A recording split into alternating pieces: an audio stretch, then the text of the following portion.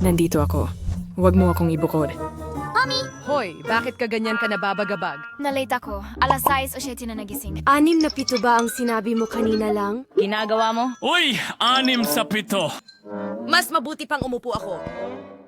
Pasensya na, nahuli ako. Ngayon ay ika-6 ng ika-7 buwan. 6 sa 7. 6 sa 7. 6 sa 7. Uy! Hindi ko pa rin maintindihan. Anong nangyayari dito? Tumahimik kayong lahat. 6 Tama na! Pinaparusahan kita! Sa sulok ka ngayon! Pero hindi naman ito patas. Bakit ako lang ang napili? Bukod pa rito, hindi ko nga ito kayang kontrolin. Ha?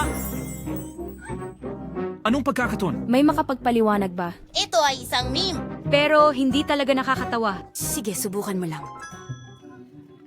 Uy, 6 na sa 7. Pwede ka bang lumapit? Bakit ako? Sa tingin ko, kailangan ko itong lutasin. Mayroon tayong isang tunay na henyo! Seryoso ka ba sa sinasabi mo? Bagsak ako? Kailangan ko pa ng pasensya, Romy. Ako ito. Nasolusyonan ko na itong problemang ito sa matematika ng daan-daang beses. Ikaw ang gumawa. Oh, syempre naman. Isulat mo ito. Ang sagot ay, Uy, 6 na ikapito!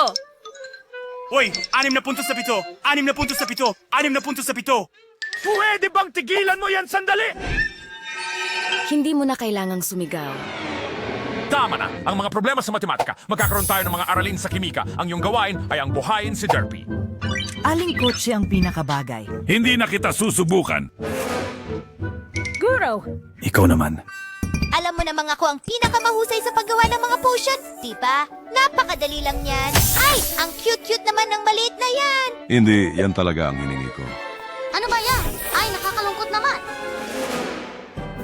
Nagsisikap ang kasamahan ko, pero ako ang tunay na henyo dito. Sigurado ka? Abby, birthday mo ba sa 6 o sa 7?